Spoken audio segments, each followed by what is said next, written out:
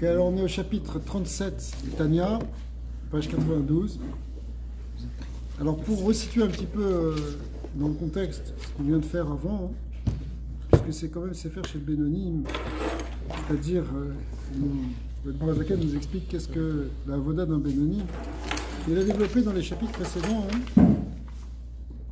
l'idée que le Benoni en réalité c'est pas très grave s'il n'arrive pas à s'en sortir complètement du point de vue du Yetzara. Quand je dis s'en sortir, ça veut dire à le détruire. Le Yetzara va toujours être là, il va toujours être en train de se battre contre lui, et c'est un peu normal. Il faut savoir qu'à chaque fois qu'il se bat, d'abord, ça fait quelque chose de positif dans le monde. Et l'important, c'est qu'il soit là justement en train de lutter contre le Yetzara. Donc à chaque fois qu'il lutte contre une mauvaise pensée, contre une mauvaise parole, contre une bêtise, ça fait des tikkunim les mal. Ça fait des choses qui sont grandes. Donc, il ne faut pas se décourager du fait qu'on est Benoni. Ça, c'est un point important qu'on a vu. Un autre point qu'on a vu, c'est qu'on a un grand srout, c'est de pouvoir faire des mitzvot. Parce qu'une mitzvah, finalement, même si on n'est pas un grand tzaddik gamour, une mitzvah, elle nous met plus proche d'Hachem, dans l'absolu, que n'importe quelle méditation de quelque chose de quelqu'un qui serait très élevé spirituellement. Par exemple, ça va très loin, c'est-à-dire même les Havot, qui sont la Merkava, qui sont le chariot divin, qui on est pour parler des Havot, mais il y a toujours, c'est toujours un être humain qui aime ou qui craint. Quand tu aimes Hachem ou que tu crains Dieu, toujours, bon, les Havot c'est un peu spécial quand même, mais parce qu'eux ils deviennent tellement unis avec Hachem que c'est un point à ne pas imaginer. Mais sinon, quand nous, on aime Hachem, on craint Hachem, l'amour et la crainte de Dieu, c'est très bien, mais il y a toujours quelqu'un qui aime, quelqu'un qui craint. Donc il y a toujours une dualité. Par contre, quand tu fais une mitzvah, c'est le Ratson d'Hachem lui-même qui s'exprime à travers de la mitzvah. C'est-à-dire que la mitzvah elle-même, elle est un lieu de dévoilement de Dieu lui-même, en quelque sorte, puisque c'est son Ratson. Son Ratson, c'est lui. C'est-à-dire à travers sa volonté, on le fait exister dans notre existence. Et donc finalement, il y a une proximité qui est encore plus grande. C'est pour ça que le Srar Mitzvah, c'est une Mitzvah, parce que c'est Dieu lui-même que tu cherches dans la Mitzvah. Tu ne cherches pas une récompense haute. D'ailleurs, on va reprendre ce thème ce soir. Et après, dernièrement, dans le dernier passage qu'on avait fait, dans le Perek Lamed Vav, alors il avait commencé à expliquer le Tachlit de la création, qu'on connaît souvent, le Rabbi a souvent enseigné au nom du Admorazaken, qui évidemment prend cette question comme le Chazal, c'est que le but de la création, c'est que justement, Akadosh Baruch Hu a désiré avoir une dira betartoni. Chez Nitava, Akadosh Baruch Hu, les Yotlo, dira betartoni. Dieu, il a désiré avoir une résidence parmi les êtres d'en bas, dans le côté matériel.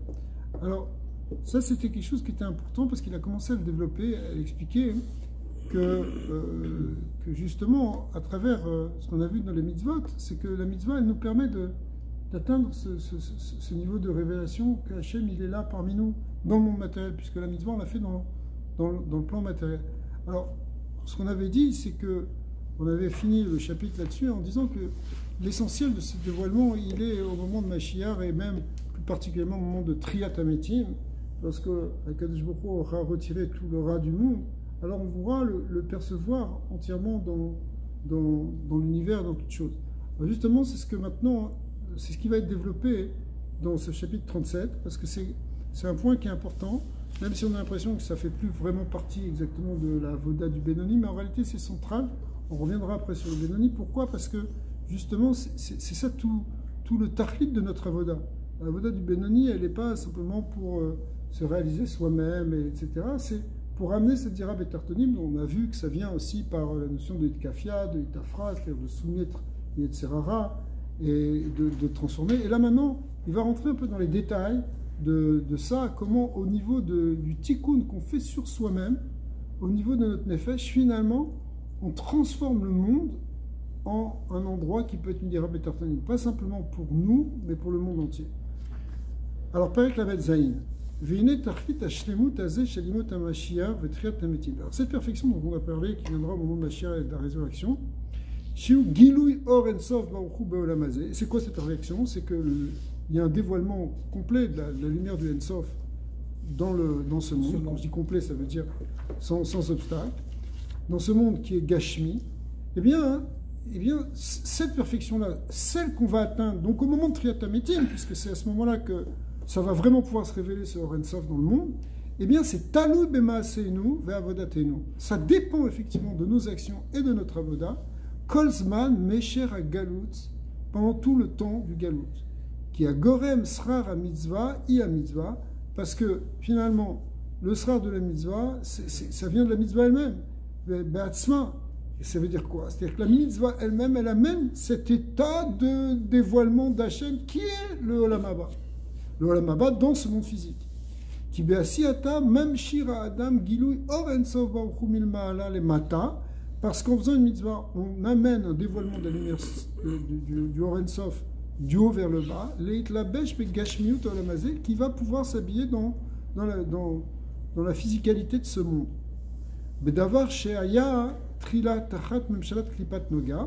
Donc quelque chose qui était au départ dans une forme d'écorce, c'est-à-dire de voilement de la lumière d'Hachem, qu'on appelle la Klipat Noga. Alors, ça c'est ce qu'on va faire pour l'instant. Après, on verra qu'il y aura d'autres étapes, mais quand on fait une mitzvah, on utilise quelque chose de matériel, et a priori quelque chose de matériel qui est de l'ordre du permis, évidemment pas de l'interdit. On va voir qu'est-ce que ça veut dire le rapport à l'interdit. Le rapport à l'interdit, c'est en ne faisant pas, mais quand on fait une mitzvah, par exemple, positive, on utilise quelque chose qui est permis, et du coup, on élève la Gdusha qui est dedans, on transforme la matérialité qu'on appelle la Klipat Noga, et elle-même, elle devient maintenant un lieu de dévoilement d'Hachem et pas de voilement d'Hachem. Et c'est ça ce qu'on doit faire, parce qu'on est dans ce monde-ci, et ce monde-ci, où est-ce qu'il y a la lumière d'Hachem? Elle est bloquée par la matérialité. Mais en réalité, à travers la mitzvah, on transforme la nature du matériel pour en faire un réceptacle du divin, et non pas un voilement du divin. Alors ce qu'il explique maintenant, l'itlabesh begashmut olamazeh bedvar shaya tchilat tachat memshalat klipat noga umekabel chayuta mimena shem kol dvarim ateorim umutarim. Donc en réalité, maintenant, cette chose-là, cette chose matérielle que tu utilises, elle prenait sa vitalité de la klipat monoga, de cette écorce, de cette force. Shasta Baem Mitzvah, maintenant que tu as fait. Alors, ce qu'il explique, c'est effectivement, c'est la source de tout ce qui est de l'ordre du permis, tout ce qui est de l'ordre du pur. Ouais. Chez Nassid, on ne parle pas des choses interdites et des choses des avérotes et des forces des forces du mal à proprement parler. Alors, donc tu l'as utilisé pour faire une mitzvah, maasit, une mitzvah physique, kegon. Par exemple, je te donne un exemple. Un klaf à tfilin. Tu prends du klaf de tfilin. Le klaf à tfilin, c'est quoi? C'est de la peau d'un animal kasher. Tu ne peux pas écrire des tfilin sur la peau d'un animal pas kasher d'après la Torah. Ok? Alors, donc tu as utilisé un animal kasher qui venait donc, qui prenait sa force dans cette force qu'on appelle la Klipat Noga, il prenait sa chayout de là-bas.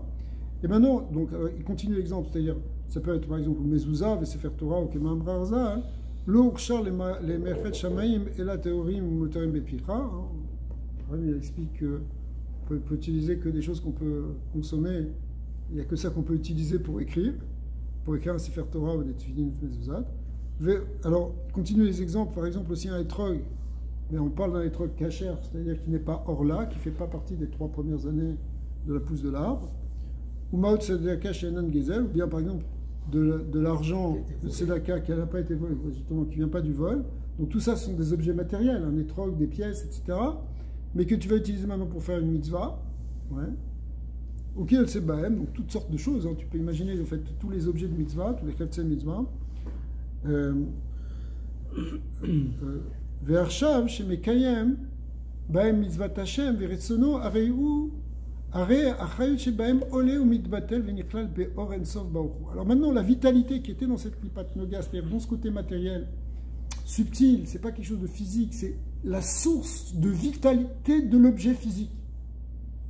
Cette source-là, elle-même, elle est transformée, elle est élevée, elle est incluse dans la Kedusha. D'accord? Alors, juste, il disait entre parenthèses une petite note.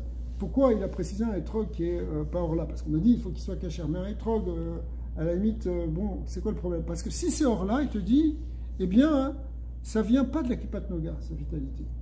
Tant qu'elle est encore or là, ça vient d'une autre écorce, une autre force, qu'on appelle les Talat Klipot Atemeot, les trois Klipot impurs. C'est ce qui dit Bishalosh Klipot Atemeot, les Gambri, chez Enaem, Aliyah, les Olam, Kemoshikatu Betzraim, Vechen, Kol Mitzvat, Abba, Be, Avera, Chaz Beshalom. Donc, même chose aussi, si c'était de l'argent, par exemple, qui venait du Gezel, si tu fais maintenant la Tzedaka avec, eh bien, il n'y aura pas d'Aliyah, il n'y aura pas de transformation, parce que tant que c'est attaché aux trois Klipot impurs et inférieurs, alors ça, il n'y a pas de transformation, il n'y a pas de tikkun possible pour l'instant. En réalité, il y a des tikkunim qui peuvent être faits, mais pour l'instant, ils n'en parlent pas. De manière générale, on ne peut pas les élever, en tout cas, par une mitzvah directement. Il y aura des processus pour les élever, par exemple. En abstenant aussi, non? Alors, en s'en abstenant, on s'en éloigne, mais elle n'est pas transformée encore, cette clipa. On a vu Alors, on va voir maintenant les mitzvot que tu as, tu as raison. Il n'y a pas une de a posteriori aussi? Il y a des inyanim qu'on peut faire par de la tchouva. C'est ça. Quelqu'un qui a mangé pas grand-chose dans sa vie, a posteriori, c'est pas... Par la tchouva. C'est pour ça qu'il y a des manières d'élever, par exemple, par la tchouva. Et Khatrila, tu veux dire? Non. Javad. Il y a aussi un chidouche aussi qui est marqué dans le Tanya. Quand il fait tchouva, il élève ses trois clipotes. Que parfois, c'est des choses qui peuvent être permises. Par exemple, le chat sakana. Ouais.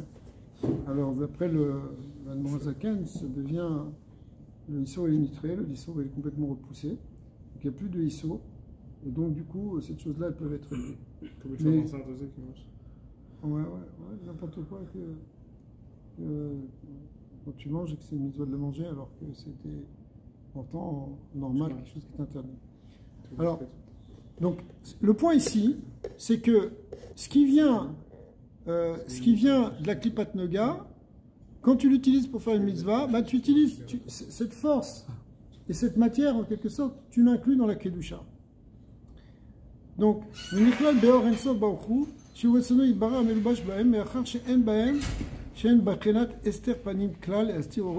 ça c'est comme on avait vu dans les chapitres précédents. La puissance qu'il y a dans une mitzvah, elle est très forte parce qu'il n'y a rien qui bloque la lumière dans la mitzvah. Parce que la mitzvah, c'est l'expression elle-même du Ratzon Hashem. Donc du coup, la lumière du Ein-Sof, elle est là, elle est présente dans la mitzvah. Donc quand tu fais une mitzvah avec ça, finalement, dans la matière, eh bien, cette matière, elle reçoit de cette lumière du Ein-Sof, parce que la lumière du Ein-Sof, elle est pleine, elle remplit la mitzvah, si vous voulez. La mitzvah, c'est quelque chose qui n'a pas de... C'est pour ça, quand quelqu'un il aime très fort, pour reprendre ce qu'on a dit tout à l'heure, quand quelqu'un il aime très fort Hachem, il a crainte d'Hachem, malgré tout, son être fait encore un petit peu écran avec Dieu, avec la lumière de Dieu. Mais là, hein, la mitzvah, il n'y a rien qui fait écran. Donc finalement, il peut permettre à la lumière divine de pouvoir résider dans le côté matériel des choses. Alors, on ne perd pas de fil d'idée, c'est que plus on va avec ça, et plus on va avec le temps où on fait des mitzvot, etc., plus on transforme du coup le monde matériel. Et on le prépare pour en faire un monde de Dira Betartanim où Akadosh Baruch Hu peut résider. Ouais.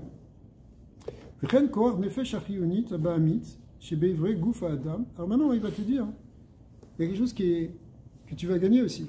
C'est qu'en fait, tu vas transformer tu vas sanctifier ton corps. Donc ton corps, il va devenir plus kadosh quand tu fais une mitzvah. C'est pas simplement l'étrog et du coup le plan végétal qui est élevé. C'est même ton gouffre. Il va te donner un exemple.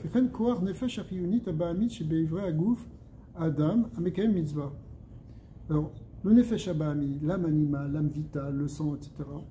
Okay. Quand tu fais une mitzvah, alors, mitlabesh gamken be asiyazu veolam et aklipa. Alors, en faisant cette mitzvah, ça s'élève aussi vers toi. Ce côté physique, il s'élève aussi vers la Gdusha, excusez-moi. Veolam et aklipa, vinirklal begdusha. Lui aussi, au lieu d'être attaché à la klipa, c'est-à-dire au côté matériel et physique des choses, eh bien, il va être inclus dans la Gdusha. La Gdusha, quelle Gdusha? Gdusha ta mitzvah, shiret sonoïd bara. Donc, au moment où on fait la mitzvah, ben, notre nefesh abami, notre force vitale, qui est subtile, quand je dis subtile, ça veut dire qui n'est pas physique réellement, mais qui est au contact avec le physique, eh bien, elle s'attache à la Gdusha qui est dans la mitzvah. Donc une mitzvah, elle nous sanctifie. Elle sanctifie jusqu'à notre corps, jusqu'à notre vitalité physique. Ou Batel Beor En Sof, donc cette vitalité physique, elle s'annule devant le Or En Sof. On n'est pas même Zayin au début, vers la 10e ligne. Vegam be mitzvah Talmud Torah. Il donne aussi un autre exemple.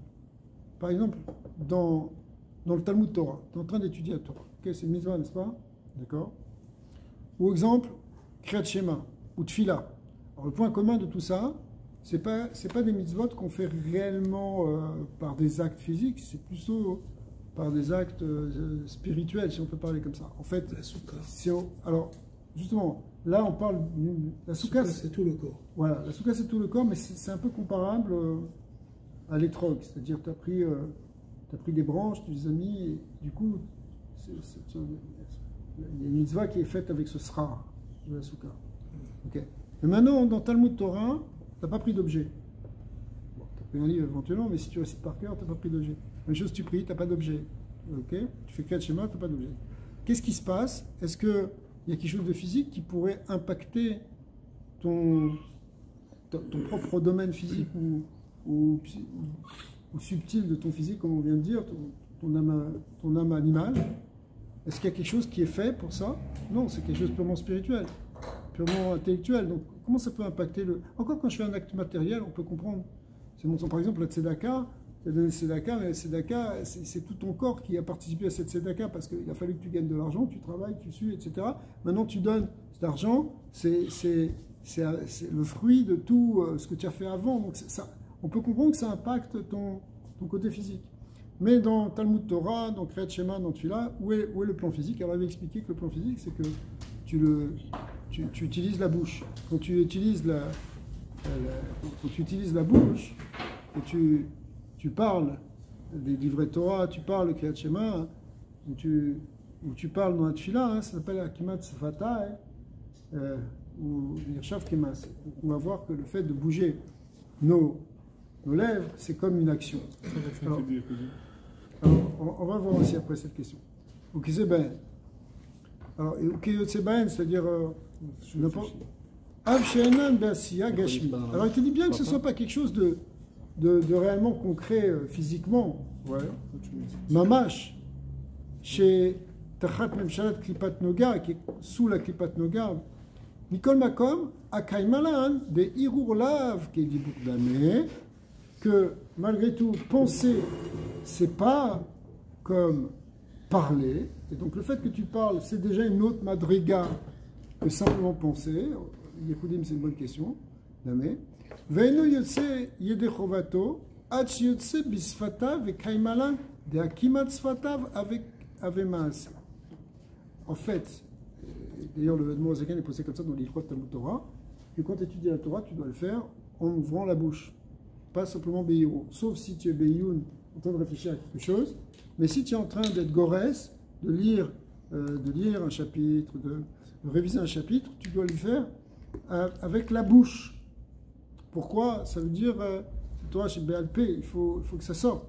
Et pourquoi? Parce que quand tu manifestes des choses par tes lèvres, eh bien c'est considéré comme un acte. Et quand tu fais un acte physique, ici l'acte physique c'est bouger les lèvres, eh bien ça va avoir une influence aussi sur tout ton côté physique et surtout ton effet shabbalanite. Donc, il y a beaucoup de choses qu'on fait sans faire d'acte physique. Ouais, quoi par exemple? Je sais pas, un gars il travaille sur ses midot, quand il fait normal, il de rester calme, ou il réfléchit à des livrets Torah quand il marche dans la rue, c'est l'avdavka. Alors quand tu fais ça, tu n'es pas exactement dans le cadre de la mitzvah. Donc, encore une fois, il y a d'autres mitzvot. Par exemple, dans la mitzvah, dans la mitzvah d'étude de la Torah, il y a plusieurs aspects. L'aspect de connaître la Torah, de la répéter. Donc, c'est deux choses différentes. Étudier la Torah et la connaître, c'est des nuances. Tu peux connaître, donc pour connaître, tu peux aussi réfléchir. Donc, tu vas pas forcément redire les choses. Mais, dans l'ensemble, il y a toujours quelque chose de plus ou moins... C'est vrai qu'il y a ce qu'on appelle les chovot alevavot. Par exemple, il y a chovot alevavot, les devoirs du cœur. C'est quoi les devoirs du cœur? C'est les mitzvot c'est une mitzvot que tu fais justement pas physique. Par exemple, il y a une mitzvah d'aimer Hachem. Ve'afta et Hachem Elokecha. Yichud Hashem, Avad Hashem, Yirat Avat Hashem. Hashem, Yirat Hashem, Yichud Hashem, tout ça. Alors, ça va agir aussi, mais pour l'instant, on verra ça un peu plus tard, c'est un peu différent. Mais dans l'ensemble, on considère qu'il y a toujours quelque chose plus ou moins de physique. Il y a une mitzvah intéressante, Shichecha. De quoi? Le Tishka? Avec l'oubli. De ne pas oublier. D'oublier? La shikha, la gerbe oubliée. Oui. La gerbe oubliée, est-ce qu'il faut faire exprès d'oublier ou pas?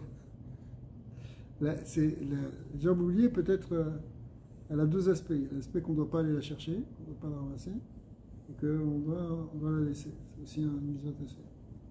Qui efchar les nefesh haelokit les baté bisfataim ou pe velashon veshinaim agashmim ki im alidé nefesh achiyonit abahamit mitlabeshet beivre agouf. Donc en fait, l'avantage ici en utilisant notre corps comme par exemple les lèvres, c'est que tu mets en action et tu permets la participation du nefesh abahamit, le côté chiyonit. Parce que sinon, si tu restes purement dans l'intellect, c'est très bien, mais ça touche que la sphère spirituelle. Donc on commence à avoir un peu la réponse, c'est-à-dire que ça peut toucher des niveaux, mais dès que tu passes dans l'action, le côté physiologique, il participe.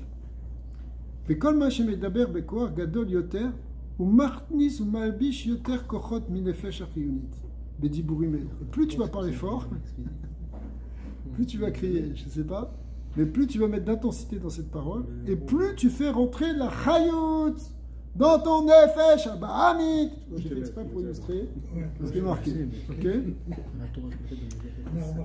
Veze shekatu kol atzmotai tomar na, jusqu'à un point où c'est représenté par ce verset que tous mes ossements, tomarna, ils vont dire ta louange. C'est-à-dire que quand tu pries, c'est pas seulement toi qui pries, c'est pas seulement la bouche qui prie, mais c'est tout le gouffre qui participe du coup. D'accord? Parce que si tu pries avec toute ta profondeur, tu pries avec ton essence, c'est vu comme si tu pries avec même ta colonne vertébrale, ta structure. Chez Kadvu Azal, Im aruka bekol remar evarim mishtameret ve'im lav ena mishtameret. Donc il faut que la tfila et la Torah, elle soit gardée avec les 248 membres entièrement. Il faut qu'on rentre, que tous les 248 membres participent plus exactement à la mitzvah. Sinon, elle n'est pas vraiment bien gardée cette mitzvah. כי השיחה היא מהקליפת הגוף ונפש החיונית הבעמית שהן בקליפות נוגה נקראת לפעמים בקדושה והיינו כשמתיש כוחן ומכניס כל כוחן בקדושה בקדושת התורה או התפילה. Donc effectivement, il ne faut pas tomber au contraire dans l'oubli là cette fois-ci, l'oubli qui est on oublie la Torah. Si on oublie la Torah, c'est qu'on n'a pas bien gardé. Pourquoi on ne l'a pas bien gardé? C'est parce qu'on ne l'a pas fait rentrer profondément dans nous. Si on l'a fait rentrer profondément, y compris même dans notre Nefesh Abahamit, qu'on a réussi à l'élever dans la Gdusha, là on ne va plus l'oublier. Donc c'est ce que nous disent les Chachamim. Si ça vient dans tes 248 membres, si ça a touché toute ta vitalité physique, à ce moment-là, cette Torah, tu ne vas plus jamais l'oublier. Si c'est simplement quelque chose qui est resté au niveau de l'intellect, qui ne t'a pas transformé de l'intérieur, tu risques de l'oublier. Pourquoi? Parce que il fallait en fait faire entrer toutes tes forces dans la Kedusha de la Torah. Quand tu fais rentrer toutes tes forces dans cette Kedusha de la Torah, alors cette Torah elle s'imprègne, elle reste. Et c'est même marqué que elle reste même si quelqu'un, par exemple dans sa vieillesse, et il est atteint de troubles de la mémoire, ce qui peut arriver, d'accord? Où là c'est complètement différent, c'est pas que... alors, on voit là par exemple, la Gemara, elle parle de Natana qui avait perdu la mémoire à la fin de sa vie. Ça arrive, ça s'appelle Alzheimer. Okay. Donc c'est des maladies qui peuvent exister. Est-ce qu'on doit lui donner du respect ou pas? Parce que la personne n'est plus capable de dire un pshat. Lui qui était un grand Talmid Chacham, tout le monde se levait devant lui et lui poser des questions. Maintenant, il ne sait plus rien. C'est pas arrivé. Aujourd'hui, on sait, c'est diagnostiqué comme des maladies du cerveau, etc. Alors, on explique qu'en réalité, c'est vrai qu'il y a peut-être une déficience au niveau de fonction de la mémoire, mais en réalité, tout son être, il est dans cette doucha, il est dans la doucha de la Torah. Donc la Torah, elle est en lui. Et donc c'est pour ça qu'il faut lui donner autant d'honneur qu'avant, parce que, en fait, l'effet de la Torah d'avoir transformé cet être dans une doucha, ce qui est le but. Parce que le but, c'est d'arriver à dire à Betartonim, on y arrive. C'est-à-dire que le but, c'est d'arriver à que nous-mêmes, on laisse le moins possible d'écran et qu'on laisse passer complètement la lumière de la chaîne. Et bien lui, il continue à le laisser passer, même s'il n'est plus capable maintenant de dire quelque chose, d'enseigner, parce qu'il a un problème dans son cerveau. Ouais. Est-ce qu'on peut dire que cette Torah, elle est dans sa mémoire? C'est juste qu'il n'y a pas accès. On peut le dire aussi comme ça. Mais voilà. Mais pour dire ici, par rapport à ce que dit le Mourazaken, c'est que c'est quelque chose qui ne doit pas simplement être au niveau du cerveau, c'est quelque chose qui doit transformer notre être tout entier, y compris et surtout notre être le plus physiologique, le plus physique, le côté du Nefesh Habahami, qui doit lui-même être sanctifié par la Gdusha de la Torah et rentrer dans la Gdusha du Or Ein Sof. Vezod, alors on est en bas de la page.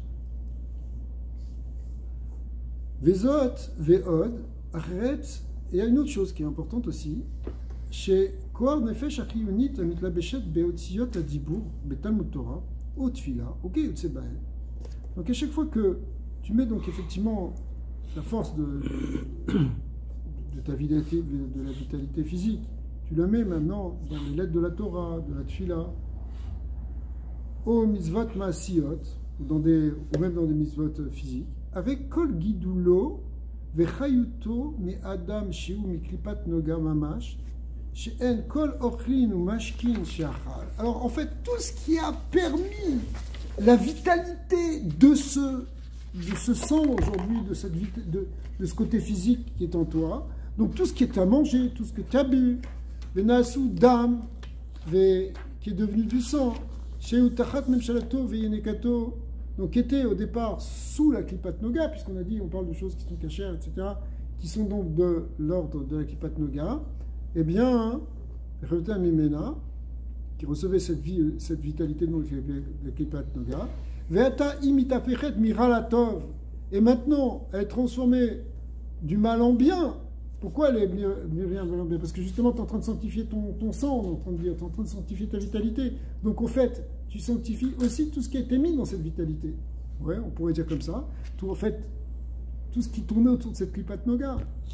Venichlelet Bekdusha, elle est des Koach Nefesh Achiyuni à Godel Mimena, chez Mitlavesh Beotziot Elu. Donc, maintenant, ton Nefesh Habahami, tu es en train d'étudier la Torah, tu es en train de dire des paroles de la Torah, donc il y a une force physique. Tu es en train de consommer de l'énergie pour faire ça.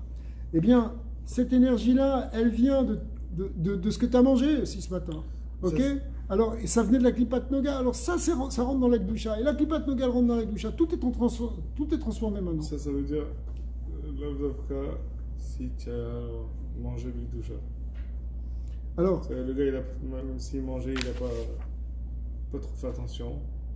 Alors l'Avdavka, mais bien sûr qu'il y a des madrigotes. Mais c'est ça, mais c'est-à-dire que par autre chose aussi tu peux élever cette nourriture. Ouais. Ça veut dire, c'est pour ça, ouais. Parce que Nathanaël fait référence au fait qu'il y a aussi plusieurs manières de manger. Il y a une kavana, il y a des kavanotes de gdusha où tu peux manger tout simplement parce que tu es affamé sans réfléchir. Donc, est-ce que ça fait une différence? Oui, ça fait une différence parce que quelqu'un qui mange Bekdusha, hein, ça va être plus facile d'élever les étincelles qui sont dedans. Donc d'élever aussi même côté physique. Ça aide si tu veux.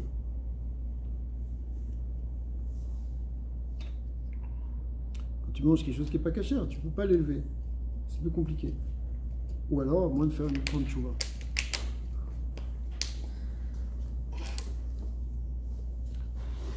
Alors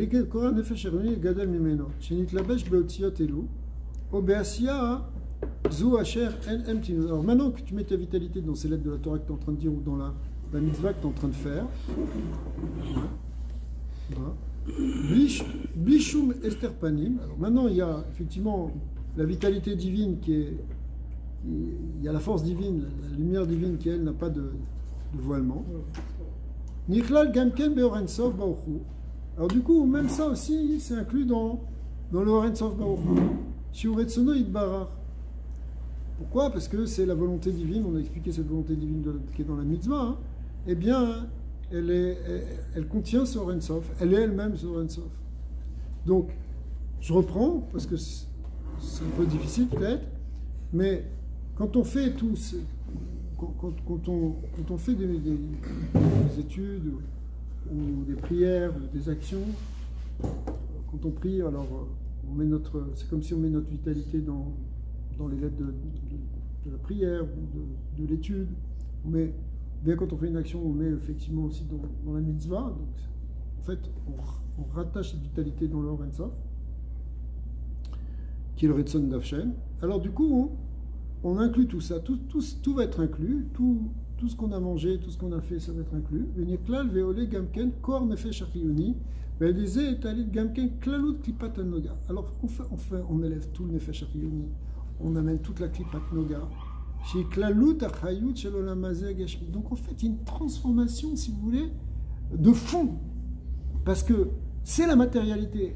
C'est la Klipat Noga, ce qu'on appelle la Klipat Noga, donc, pour reprendre ce langage, qui, elle, finalement, est transformée. À force de faire des mitzvot, à force d'étudier la Torah, c'est notre corps, c'est notre... etc. Mais c'est même toute la vitalité du monde, finalement. Toute la Klipat Noga qui est transformée.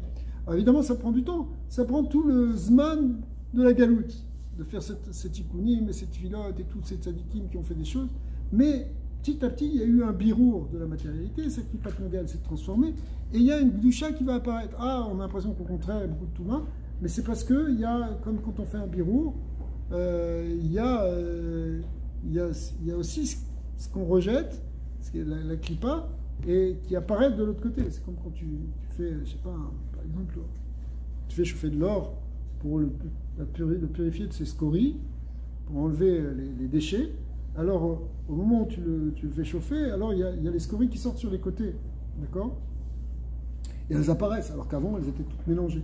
Donc, en fait, dans le bureau qui a de la galoute, on a l'impression que des fois qu'il y a beaucoup de forces du mal qui ressortent.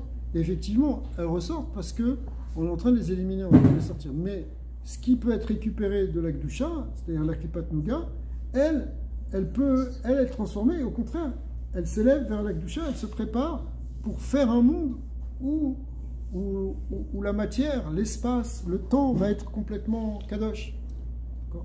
Est-ce que ce qui est élevé, c'est élevé pour toujours ou... Oui. On ne pas juste des personnes à 120 ans. Toute mitzvah, elle fait un tikkun qui est gardé dans le monde. La faute où tu l'as pas fait. La Avera aussi? Non. La Avera, elle détruit des choses, mais elle ne peut pas détruire la mitzvah que tu as faite. C'est pas que je fais une mitzvah, elle est cassée par une Avera, non, ça marche pas comme ça. Une mitzvah, elle est gardée pour toujours. Ouais. Par contre, une Avera, elle détruit. Une Avera, elle détruit quelque chose et qu'il faut réparer après, mais tout ce que tu as fait comme mitzvah, c'est jamais perdu. D'accord? Pourquoi? Parce que c'est un tikkun qui a été fait, et ce tikkun ne peut pas être défait.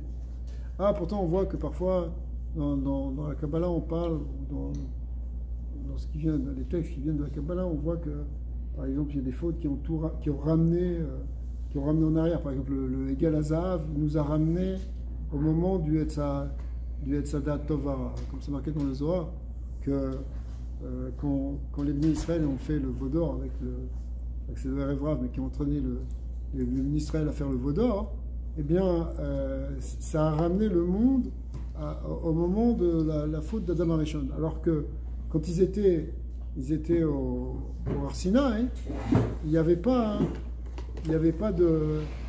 Ils étaient revenus avant le niveau de la faute d'Adam Arishon. Alors on a l'impression que c'est un kill cool, une destruction qui ramène à un état intérieur. C'est comme si tout ce qui avait été retrouvé, réparé, on est arrivé au Har Sinaï, on est arrivé dans un niveau, tout d'un coup, tac, on casse tout et on repart en arrière. D'un côté, ça a l'air comme ça, mais d'un côté, c'est pas comme ça. Parce que ce qui a été obtenu au Har Sinaï, ça n'a pas bougé après. Il y a la Gdusha qui s'est révélée, au moment du Har Sinaï, c'est que Kedusha, elle a marqué le monde et elle reste.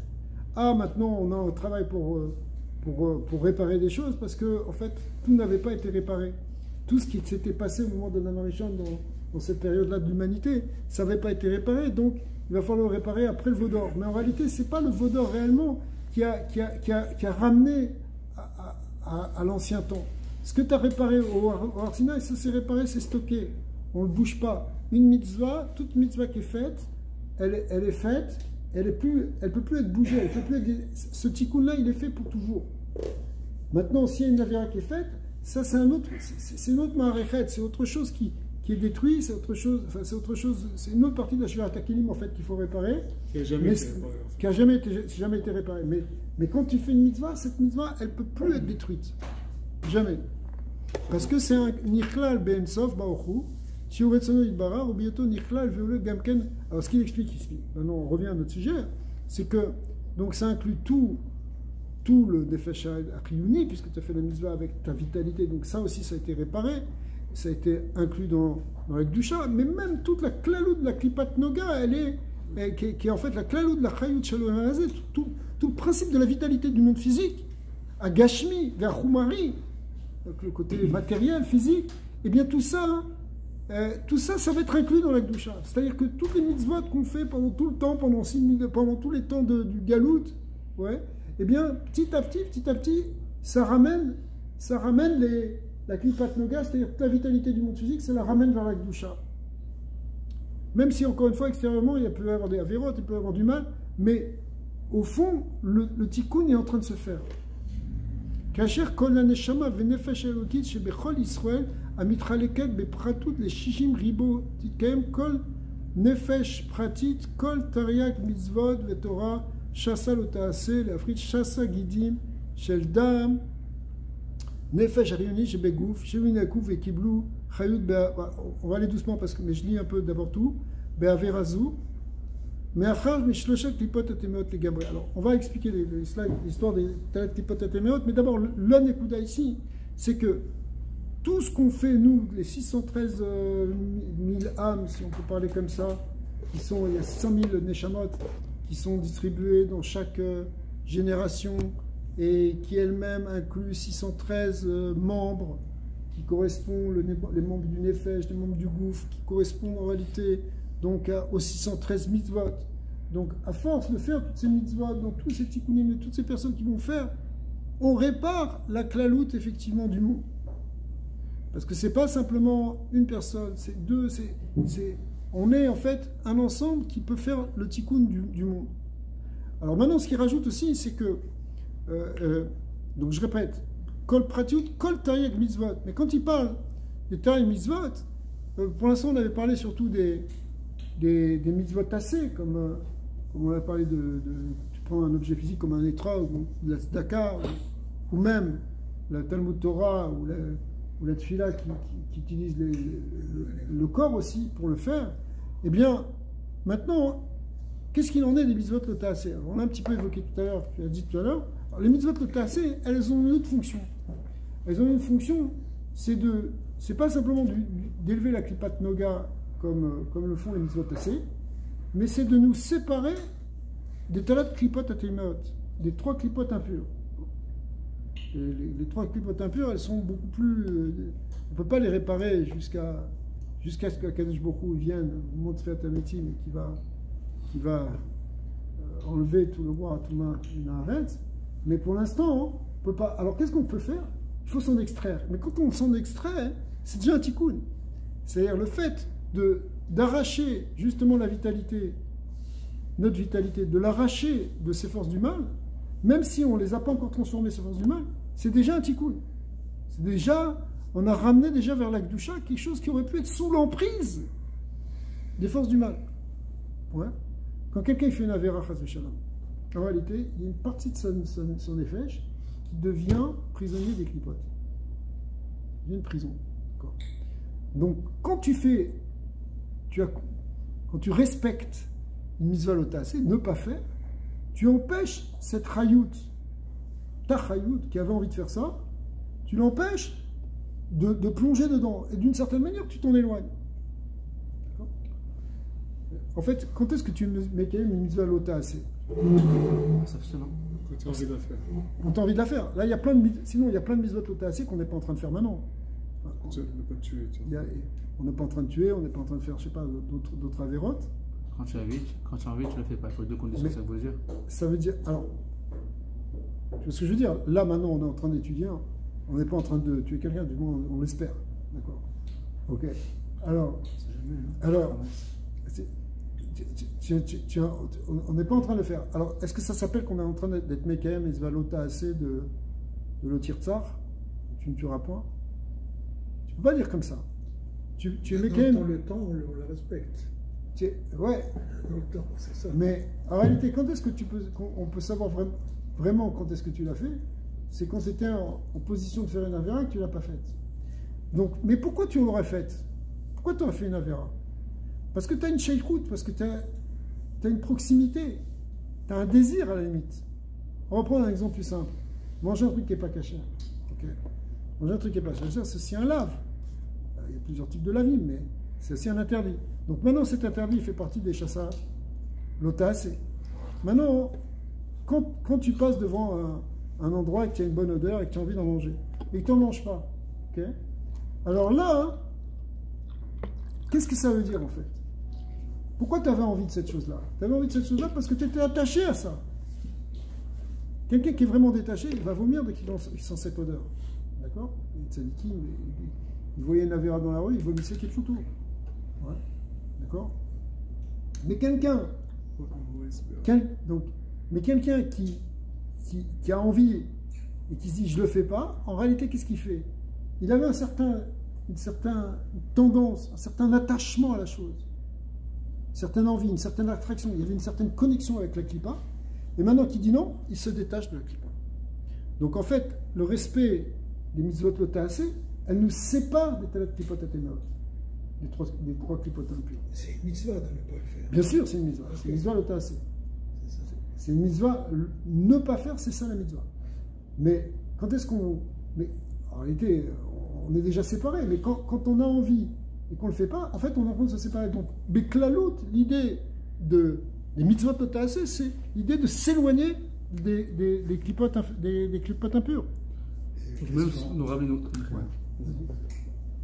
Il faut qu'un type comme arrive à un point où il n'y a aucun avamina qui va rentrer à McDo manger du taref. Mais est-ce que ça quand même, le fait qu'il, c'est jamais une épreuve, mais le fait qu'il a travaillé auparavant ce ignal, c'est machma que cette mitzvah elle a été faite. Ah, c'est fini maintenant. Ouais. A priori, ouais. Donc si le tikkun n'est pas fini, il y a un appel encore. Ouais, c'est qu'à un moment tu vas te retrouver confronté jusqu'à ce que tu fasses le tikkun. Ça arrive pas qu'une personne ait un appel plus tard. Mais si tu vas prendre du café au lieu du... Mais maintenant, ce qu'on a vu avec le Benoni, c'est que tu peux avoir un appel même toute ta vie. Ouais, tu veux. Ouais. Il y a des trucs qui sont plus difficiles. McDonald's, bon, peut-être à régler le problème, mais encore, il y a des gens qui sont attachés au hamburger, j'en sais rien. Mais c'est peut-être là. Mais tu as des choses, tu as des Yetzara, tu as des Yururim par exemple. Les Yururim, ils viennent à chaque fois. Donc à chaque fois, à chaque fois que tu marches dans la rue, tu vois une femme, ok, tu tournes la tête, tu es Mekayem, vélo tatouah, tu es Mekayem, une mitzvah lotaasé, tu gardes une mitzvah lotaasé de ne pas regarder, de ne pas suivre. Et tu fais pas une belle alors, c'est intéressant, pourquoi sur une mitzvah lotaasé on ne fait pas de bracha? Parce qu'il n'y a pas de. Justement, non, il n'y a pas quelque chose à arriver. arriver. Une belle chose. Ah, ça c'est autre chose. Une belle acha. On parle pas de ça. Ouais, non, mais c'est une bonne question. Il y a un lien pour les briottes, etc. Non, mais c'est intéressant ce que tu dis. Mais de manière générale, si ça se trouve, cette mitzvah lotaasé, tu vas la faire toute ta vie. Toute ta vie, il faudrait que tu fasses Shmirat Einaim. Même, tu comprends, ça veut dire. C'est pas parce que tu l'as fait une fois que tu vas pas la refaire deux fois. De même que dans les mitzvot positives, tu peux les faire une fois ou tu peux les faire 1000 fois. Ok? Mitzvot tzedaka, tu vas la faire toute ta vie. Ok? Eh bien, la mitzvot de l'otaturu, c'est possible que si tu la fasses toute ta vie. Donc, mais à chaque fois, tu arraches quelque chose. À chaque fois, il y a une lutte.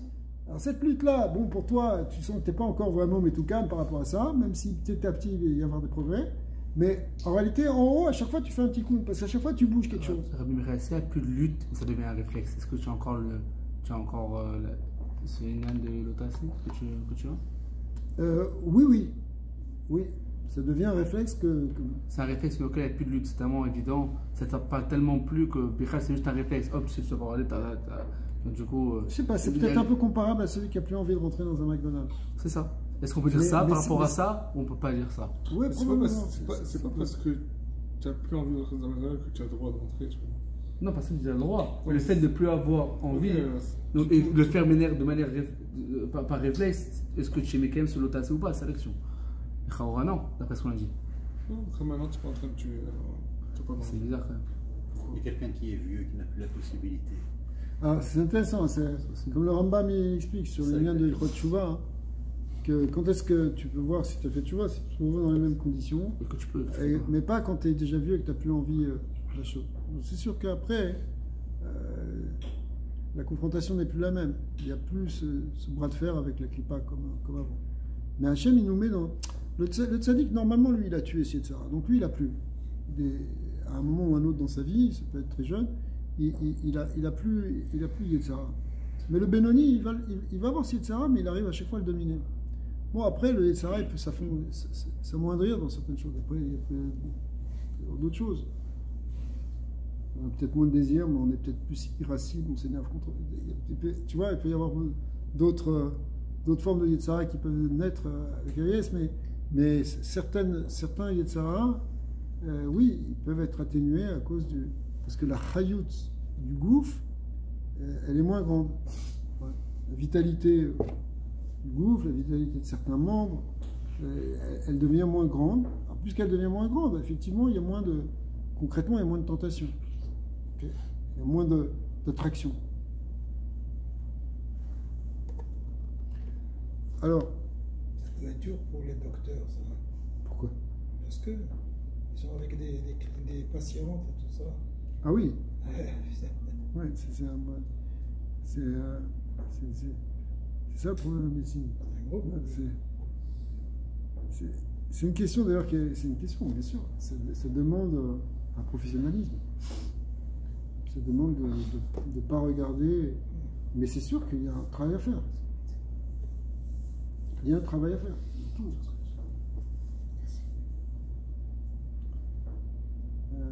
Ouais, bien sûr. Ça ne veut pas dire que tous les médecins sont des tzadikim. non. Malheureusement. Mais normalement, un médecin, il peut être sadique, il peut être bénoni, il peut travailler sur lui. Jusqu'à où ça influence le Moshpa, c'est intéressant cette histoire.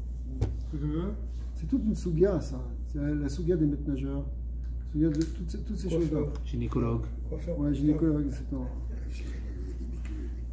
Un coiffeur pour femmes. Ouais, c'est pas évident. Après, au contraire. Il travaille sur son côté. Mais Coiffeur pour femmes, je sais pas si c'est vrai. Pas vrai. Si c'est pour sa part d'un ça, c'est qu'il n'y a pas le choix. Pas vrai. Mais Tu crois? je pense pas. Tu penses que c'est une passion? Peut-être. Pourquoi c'est d'offre que ça? Je m'excuse. Je sais pas. Peut-être qu'il aime le gars, je sais pas. Ouais. Peut-être qu'il aime ça, qu'il aime le mettre un enfant au monde. Je vois pas. C'est d'offre que ça. D'offre que c'est dégueulasse, je m'excuse. C'est pas la même chose, c'est deux choses différentes. Ok, alors, viens, on continue. Ouais, c'est sûr que tout ça, c'est pour dire, effectivement, il peut y avoir des situations extrêmes où on est confronté. De toute façon, bon, en fait, si tu veux, le problème, il est général. C'est-à-dire que le médecin ou quelqu'un comme ça, il va être beaucoup plus confronté que quelqu'un d'autre. Mais n'importe qui peut se retrouver dans une situation de confrontation avec son Yetzara. Son Yetzara, il le tente pour qu'il joue. Alors lui, il est dans une situation où c'est comme un pompier, il reste plus de se brûler que les autres, mais on peut tous être confrontés au feu. Donc c'est la même idée. Ah, mais je veux dire quelque chose, je sais que c'est faux, juste pour comprendre avec une fois on a vu quelque chose. On avait dit à un point que Yaakov et Esav, on sait que c'est deux jumeaux, et qu'il y a un point où il faut affronter ces zones d'ombre. C'est pour ça qu'il y a un point où Yaakov, il a toute sa vie s'est organisé, il a fui et ça, il y a un point où il fallait cette confrontation. Tu peux pas essayer de te fuir toute ta vie. Il y a un point où il faut. Alors, la question, elle est. Pourtant, on pense pas trop comme ça dans tous ces liens de etc. et de l'OTA. C'est comme si on est tout le temps. Je dis pas qu'on doit aller se mettre dans des situations qui sont compliquées, mais cette idée de tout le temps fuir, est-ce que c'est comme ça ou est-ce qu'il y a cette idée comme un peuple qui a été confronté à ça? Vous avez compris la question. Il y a une idée, par exemple, de nos faiblesses ou nos zones d'ombre, des choses qu'on ne veut pas trop regarder en nous. Il y a des moments où il faut savoir aussi rentrer dedans. C'est vrai qu'en général, il y a ce concept-là qui est symbolisé par l'abdika du Hametz. Or, les Arba Asar, Botkou met à Hametz, et or un air. On prend un air, une bougie, on va tous les chouines, les sadkin, tous les recoins, on va descendre jusque dans la cave, raconte la Mishnah. Ça veut dire, il y a une idée de mettre le hors de la Neshama pour éclairer justement les tréfonds de notre être, pour aussi, à un moment, régler nos problèmes. D'accord? Bon, on ne parle pas, ça fait partie même de la thérapie de quelqu'un parfois d'être capable de regarder au fond de lui comment il fonctionne. Pas simplement de se fermer les yeux, c'est pas grave, non. Alors il y a cette idée là de bdika, de regarder au fond, ça existe aussi. Il y a même cette mitzvah, il y a même une mitzvah, justement, parfois, ça peut être une mitzvah, justement, de faire ça, mais dans l'ensemble, on est en train de parler ici d'une lutte normale du Yetzirah. Il y a des potes, il faut s'en écarter. On ne va pas te demander de régler ton Yetzirah en allant te mettre dans un lieu de tentation, de perversion. Okay. Mais maintenant, je pense que c'est plus le travail, si tu veux, ce que tu es en train de décrire, c'est le travail, d'après la Chassidoute, c'est le travail de la Tfila. Le travail de la Tfila, hein, c'est une guerre. Zohar, il appelle ça Shat Zluta, Shat Krav. Le temps de la prière, c'est un temps de combat, où justement on essaie de transformer nos midotes, on essaie de transformer, de se comprendre en même temps soi-même. D'accord? Alors, ça fait partie, si tu veux, d'une mitzvah en tant que telle, qui est la mitzvah de Tfila, la mitzvah de Avodat Hashem, l'idée de Avodah. Qu'est-ce que c'est l'Avodah? C'est l'Avodah sur Yetzirah. Mais là, pour l'instant, on est revenu aussi à la claloute de l'idée des mitzvot, que les mitzvot, elles transforment notre partie inférieure, notre être inférieur, et elles transforment le monde pour préparer le monde à cette révélation. Donc, d'une certaine manière, notre avoda à nous, même si on va être encore embêté par Yetzirah, c'est d'arriver à se transformer, d'arriver à faire cette transformation à l'idée à mitzvot.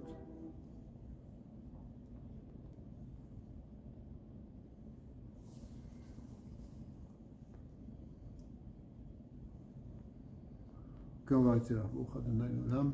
Amen. Amen.